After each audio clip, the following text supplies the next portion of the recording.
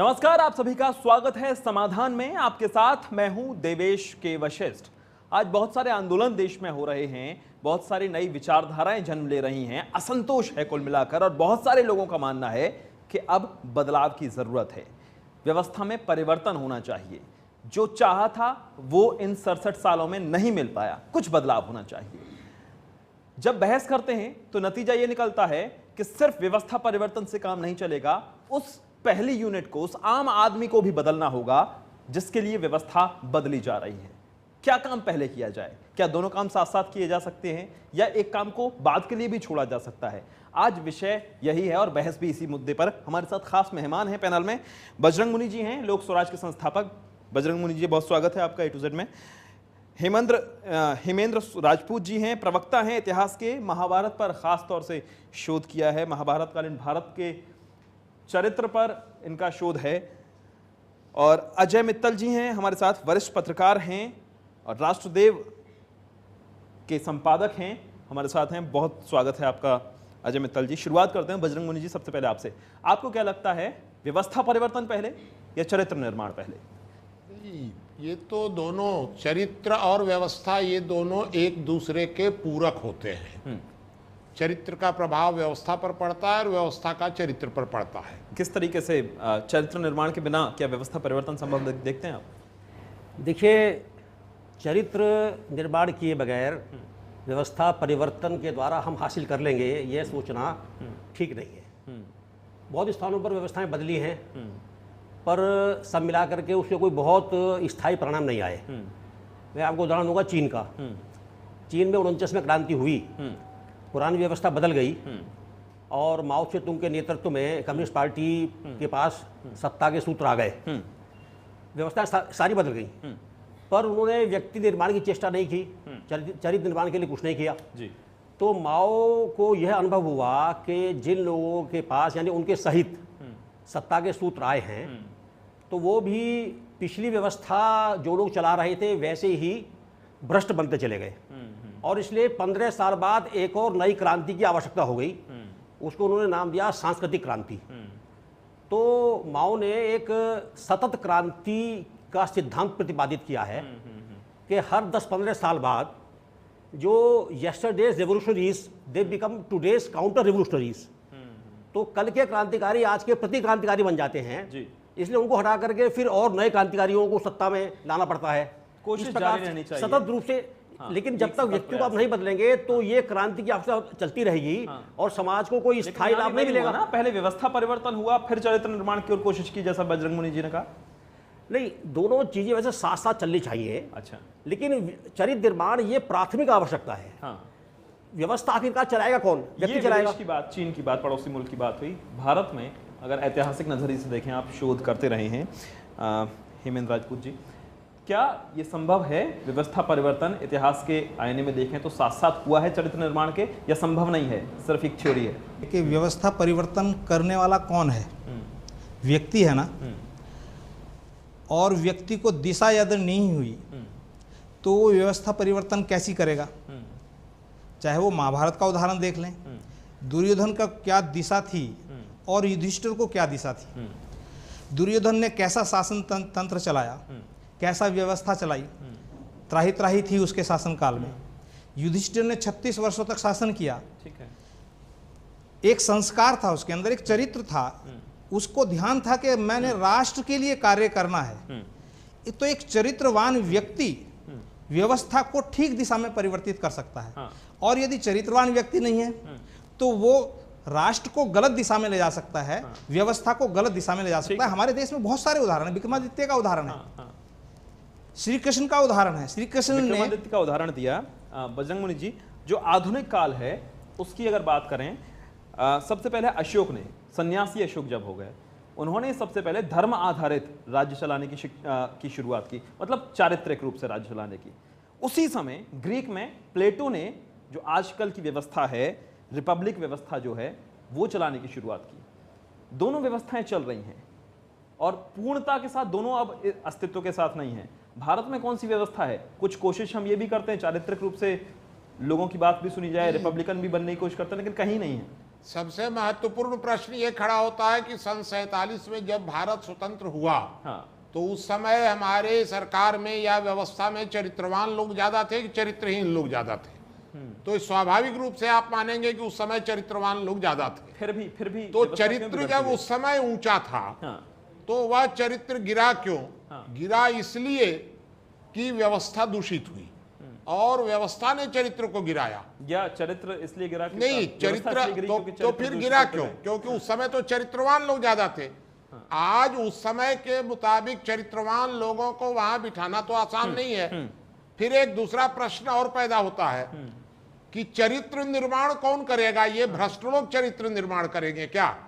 तो चुना कैसे जाएगा कि कौन चरित्र निर्माण करेगा, कौन चरित्रवान है? इसका चुनाव वोट से होगा। जब वोट डाले जाते हैं, हाँ। किसी भी मतदाता, कोई भी मतदाता यही सोचता है कि मैं सबसे अच्छे व्यक्ति को मैं वोट डालूंगा। सबसे अच्छे व्यक्ति को चुन रहा हूं, और चुना कौन जाता है? जो सबसे भ्रष्ट है।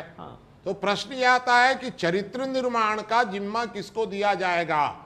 और यदि चरित्र निर्माण, यदि व्यवस्था इस प्रकार दूषित हो गई है, तो पूरी व्यवस्था को पहले बदलना पड़ेगा, चरित्र अपने आप सुधरेगा। अजय जी, व्यवस्था से व्यक्ति है या व्यक्ति से व्यवस्था बनी है? यही सवाल उठ के आ रहा है। व्यक्ति ही व्यवस्थाएं बनाते हैं। जैसा अभी गुरु जी कह रहे थे कि आज़ादी के समय में चरित्रवान लोग ज़्यादा थे। हाँ, उसके पीछे कारण था कि आज़ादी के संघर्ष में हाँ, उस प्रकार के संस्कार लोगों के मन पर पड़ते थे कि देश के लिए जीना, देश के लिए मरना। हाँ, ये जो भावना थी, ये 47 के बाद से नष्ट हो गई। हाँ। मैं थोड़ा सा रोक के मैं इसलिए कहना चाह रहा हूं, आपने कहा कि व्यक्ति ही व्यवस्थाओं को बनाते हैं। छत्तीसगढ़ में, बक्सर में कोई किसी गरीब आदिवासी का बच्चा है तो बहुत संभावना होती है वो नक्सली बन जाए। राजस्थान में किसी का बेटा है तो वहाँ एक ट्रेंड है वो फौज में जाएगा। एक पूंजीपति का बेटा है तो ट्रेंड है कि वो कैपिटलिस्ट बनेगा, वो व्यवसाय की ओर रुझान हो सकता है। तो ये तो व्यवस्था व्यक्तियों को बना रही है।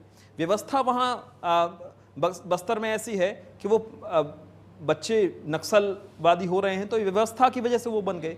चरित्र कहाँ बीच में आया यहाँ? नहीं, अगर चरित्रवान लोग होते तो वो, क्या वहाँ चरित्रवान लोग जब जन्म हुआ था तो नहीं हुए तो होंगे? उन चरित्रवानों को संगठित होकर के प्रयास करना पड़ेगा। अगर अलग अलग प्रयास अगर वो जो करेंगे तो वो निष्फल रहेंगे। मेरा इसलिए सवाल है ये, जो भी व्यक्ति जो क्रांति, जो संघर्ष करता है, उन्हें लगता है कि वो पूरी चारित्रिक शुद्धता के साथ वो कर रहा है, वो ठीक कर रहा है। दूसरे के नजरिए से वो गलत हो सकता है, लेकिन उसके नजरिए से ठीक होता है। तय कैसे किया जाए? चरित्र के पैरामीटर क्या हैं? देखिए, जो लोग कहते हैं कि हम बड़े चरित्रवान हैं और हम व्यवस्था बदलेंगे, हाँ, मानसिक रूप से उनके जो जीवन मूल्य हैं वो वास्तव में वैसे ही हैं जो कि आज के भ्रष्टाचारियों के हैं। मैं उदाहरण देता हूँ आपको। महाराष्ट्र में सिविल सोसाइटी ने प्रति जिला विजिलेंस कमेटी बनाई थी जो सरकारी भ्रष्टाचार पर नजर रखेंगे। लेकिन देखने में यह आया है कि ये जो विजिलेंस कमेटियां थी, ये ही साल बीतते बीतते स्वयं भ्रष्ट हो गई। क्योंकि वो जब किसी सरकारी अधिकारी के पास पहुंचते थे कि तुम्हारे बारे में ये हमें जानकारी मिली है भ्रष्टाचार की, तो बताओ क्या करना है। इसका क्या अर्थ है कि हम तुम्हारी पोल खोलेंगे, तुम्हें दंडित कराएंगे, वरना कुछ हमको दे दो। तो ये जो विजिलेंस कमेटी के लोग थे, ये अपने काम को शुरू करने से पहले स्वयं को बड़ा चरित्रवान मानते थे। लेकिन जब तक वास्तविक संस्कार चारित्र का पड़ावा नहीं है और जीवन मूल्यों को नहीं बदला गया है, तब तक वो नहीं कर पाएंगे। बजरंग मुनि जी, अगर कोई चरित्रवान व्यक्ति कोशिश भी करे, एक अच्छा शिक्षक कोशिश करे सरकारी स्कूलों में कि ईमानदारी से बच्चों को शिक्षा देगा, तो व्यवस्था उसे भ्रष्टाचारी बना देती है। कुछ दिन संघर्ष करता है, उसके बाद वो भी भ्रष्टाचार में लिप्त हो जाता है। कुंडा जिले में एक डीएसपी ने कोशिश की, क्या हुआ? शहीद होना पड़ा। या बहुत सारे उदाहरण हैं। तो व्यवस्था के आगे अकेला चरित्रवान व्यक्ति अक्सर हार जाता है। जी, अकेला ही नहीं, अगर चरित्रवान लोग दो चार भी होते हैं तो धीरे धीरे चरित्रवान लोगों का मनोबल टूट रहा है और अपराध वृत्ति या धूर्त लोगों का मनोबल लगातार बढ़ता जा रहा है। सन 47 से आज तक का इतिहास बता रहा है कि कोई ऐसा कालखंड नहीं आया है आज तक जबकि चरित्र कभी ऊपर जाना शुरू हुआ हो। लगातार नीचे जा रहा है चरित्र। चरित्र नीचे क्यों जा रहा है? इसलिए नीचे जा रहा है कि सारे धूर्त यह कहते हैं कि चरित्र बनना चाहिए। चरित्र बनाएगा कौन? तो ये धूर्त लोग चरित्र बनाएंगे क्या? तो प्रश्न ये उठता है कि जब भारत में 99% लोग भ्रष्ट हैं तो ईमानदार कौन बनाएगा? और क्या उसकी परिभाषा होगी कि ईमानदार ये है? जब व्यवस्था समाज में ठीक चल रही हो तो चरित्र निर्माण का कार्य करना चाहिए। जब न्याय मिलने की उम्मीद हो, व्यवस्था ठीक हो, और जब व्यवस्था भ्रष्ट हो जाए तो चरित्र निर्माण हमेशा घातक होता है, जैसा कि अभी हो रहा है। मैं एक उदाहरण देता हूँ, जी। इजराइल का उदाहरण देता हूँ हाँ, आपको। हाँ। उदाहरण विश्व के अंदर बहुत हैं, अपने देश के अंदर भी बहुत हैं। इजराइल बहुत छोटा सा देश है। उसने सबसे पहले अपने जन सामान्य का चरित्र निर्माण किया, और वहां बच्चा बच्चा, आप उसके इजराइल के बच्चे से ही पूछेंगे आप किसके लिए काम करते हैं, उत्तर मिलेगा देश के लिए काम करता हूं। भारत के का अंदर भी ऐसा उदाहरण हो सकता है। लेकिन बजरंग मुनि जी, मैं आपकी बात को एक काटते हुए थोड़ा सा चरित्र, जब उसमें से उस आम समाज में से, चरित्रवान समाज में से सत्ता में लोग जाएंगे, चरित्रवान लोग जाएंगे, तो वो देश के बारे में परिवर्तन सोचेंगे। करेंगे। ठीक है, जब सत्ता में चरित्रवान लोग नहीं जाएंगे तो परिवर्तन कैसे होगा? बजरंग मुनि जी, सिर्फ चरित्र व्यवस्था का परिवर्तन निर्माण से क्या हो शिक्षा ही तो जाएगा? करेगी। इजराइल का उदाहरण दे दिया, जापान का दे दिया, अभी हाल में जो क्रांतियां हुई, मिस्र और सीरिया में क्रांति हुई, वहां व्यवस्था तो बदल दी, शासन बदल दिया, लेकिन अभी भी अफरा तफरी है, क्योंकि व्यवस्था सिर्फ बदलने से कुछ नहीं हुआ। व्यवस्था तो बदली ही नहीं, क्योंकि व्यवस्था जो अभी खासकर भारत में अभी केंद्रित व्यवस्था है। जब केंद्रित व्यवस्था होगी तो समाज के ऊपर उसका दुष्प्रभाव पड़ेगा ही। व्यवस्था बदलती है, कुछ कभी अच्छी हो सकती है, कभी बुरी हो सकती है। फिर पाकिस्तान का आप उदाहरण लीजिए, वहां लगातार सरकार ये पहली है जो 5 साल तक इस तरह से चली हो, और फिर अब चुनावों में अपना कार्यकाल पूरा करने के बाद आए, वहां व्यवस्था बदलती ही रहती है। तो प्रश्न ये है कि क्या वर्तमान दूषित व्यवस्था को चलने दिया जाए और हम चरित्र निर्माण करते हैं? नहीं, तो वहां तो व्यवस्था बदलती रहती है ना। नहीं, तो व्यवस्था जब वहां तक चरित्र ठीक निर्माण नहीं हुआ। होगी, हाँ। आज तक लोग नहीं बदले। आप ये बताइए कि पाकिस्तान में व्यवस्था बदली कहाँ? हाँ। क्योंकि व्यवस्था तो 2 प्रकार की है, 2 ही प्रकार की। एक है केंद्रीयकृत व्यवस्था, और सारी पावर एक जगह, और एक है अकेंद्रित या विकेंद्रित व्यवस्था। सारे लोगों को पाकिस्तान में आज भी केंद्रित व्यवस्था है। ठीक है। तो अभी तक विकेंद्रित व्यवस्था तो शुरू ही नहीं हुई है, भारत में भी नहीं हुई है। व्यवस्था कहाँ बदली?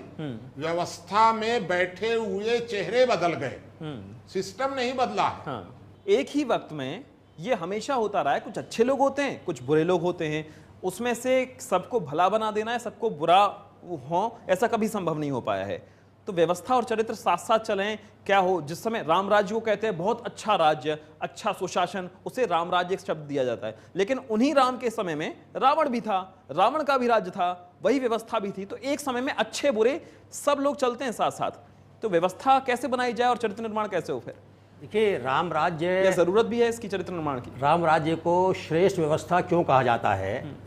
वाल्मीकि जी लिखते हैं कि सभी लोग अपना धर्म का पालन करते हैं। ठीक है। शासक से लेकर शासित तक अपने अपने धर्म के अनुसार चलते हैं, इसलिए देश के अंदर अच्छी व्यवस्था है। ठीक है।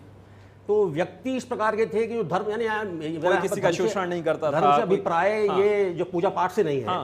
तो धर्म बने एक कानून का एक तरीका, एक जो कर्तव्य पालन पूरा करते थे, उससे मेरा अभिप्राय आचरण अच्छा जो है अच्छा हो। तो आप देखिए, दुनिया में जितने भी अच्छे देश हैं जो ट्रांसपेरेंसी इंटरनेशनल के जो करप्शन इंडेक्स में बहुत बहुत ऊपर आते हैं, जैसे डेनमार्क है, फिनलैंड है, न्यूजीलैंड है, अपने एशिया में जो सिंगापुर है, ये सब लोग दोनों काम करते हैं, व्यवस्था को सुधारते हैं और साथ साथ ही व्यक्ति निर्माण की कोशिश करते हैं। इसलिए इनके यहाँ हर जगह, जैसे जो सिंगापुर के अंदर character building and citizenship education CCE, ऐसा करके वहाँ शिक्षा व्यवस्था में कार्यक्रम चलता है। तो हर बच्चे को कैसे वो अच्छा नागरिक बनेगा, कैसे वो चरित्रवान बनेगा, ये सिखाते हैं। और इसलिए सिंगापुर के अंदर कानून भी सख्त है, बहुत सख्ती से पालन होगा तब कि जब वो इस प्रकार के लोग वहाँ पर पालन करवाने वाले भी आएंगे। दूसरी ओर चीन है, चीन ने चरित्र निर्माण का प्रयास नहीं किया, यानी सिर्फ सख्ती से काम नहीं नहीं चलेगा। सुनिए, चाइना के उदाहरण मैं आपको इसलिए दे रहा हूँ कि चीन में कानून बहुत सख्त है। चीन में भ्रष्टाचार के लिए मृत्युदंड है, और प्रतिदिन वहां पर 15 से 20 लोगों को फांसी मिलती है प्रतिदिन। जहर के इंजेक्शन दिए जाते हैं, गोली मारे जाते हैं, वो अलग अलग। तो चाइना में फिर भी भ्रष्टाचार बहुत ज्यादा क्यों है? ट्रांसपेरेंसी के स्केल पर वो 80वें स्थान पर है, तो काफी भ्रष्ट राष्ट्रों में वो है। उसका एक आपको बताता हूं कारण, वहां जो सत्ता में बैठे हुए लोग हैं, उन्होंने समाज को छोड़कर उन्होंने स्वयं को भी सुधारने की चेष्टा नहीं की। अभी 2011 में जो वहाँ के राष्ट्रपति थे हू जिनताओ, जिनके पास बिल्कुल सारी शक्तियां थी, ठीक है, उनका बेटा भ्रष्टाचार में लिप्त पाया गया। नामीबिया अफ्रीका में एक देश है, वहां से वो कच्चा माल आयात करते हैं। उस आयात में हू जिनताओ के बेटे बजरंग मुनि जी, एक बात कह लूं तो हू जिनताओ के बेटे के बारे में वहां पर सब चीजें ब्लैकआउट कर दी गई, कहीं नेट पर भी नहीं आएगा। वो सब बंद। तो इसलिए क्या होगा, भ्रष्टाचार बहुत ज्यादा है। लोग देखते हैं कि भाई सत्ताधीश लोग तो इस मैं यही जानना चाह रहा हूं आपसे कि खाली व्यवस्था बदलने से नहीं काम चल रहा है, बहुत सारे उदाहरण हो गए। यह बताना चाहता हूं कि जब समाज में अव्यवस्था पैदा हो जाती है या कुव्यवस्था पैदा हो जाती है तो चरित्र निर्माण को टोटल बंद कर देना चाहिए, क्योंकि राम के काल में भी राम ने रावण का चरित्र निर्माण नहीं किया था। और दूसरी बात कि राम जब जंगल में गए, पहले पूरी ताकत से व्यवस्था परिवर्तन में लगना चाहिए। राम जब जंगल में गए तो राम को वहां के आश्रमों ने उपदेश नहीं दिया, हथियार दिए। तो इसका मतलब जब समाज में व्यवस्था दूषित हो जाती है तो आश्रम भी चरित्र निर्माण का काम पूरी तरह बंद करके और उस व्यवस्था को बदलने के लिए, कैसी व्यवस्था बदलने के लिए बात करना चाहते हैं ये भी जानना चाहेंगे। और साथ साथ ये भी कि अन्ना हजारे, अरविंद केजरीवाल, बाबा रामदेव और बहुत सारे लोग जिस व्यवस्था परिवर्तन की बात कर रहे हैं, अगर वो हो भी जाए तो क्या होगा? अगर काला धन विदेश से वापस भी आ जाए तो क्या काला धन बनना बंद हो जाएगा? अगर जन लोकपाल आ भी जाए तो क्या वास्तव में भ्रष्टाचार होना बंद हो जाएगा? एक छोटे से ब्रेक के बाद अगर वास्तव में व्यवस्था बदल भी दी जाए तो क्या जो बुनियादी सवाल हैं वो हल हो जाएंगे?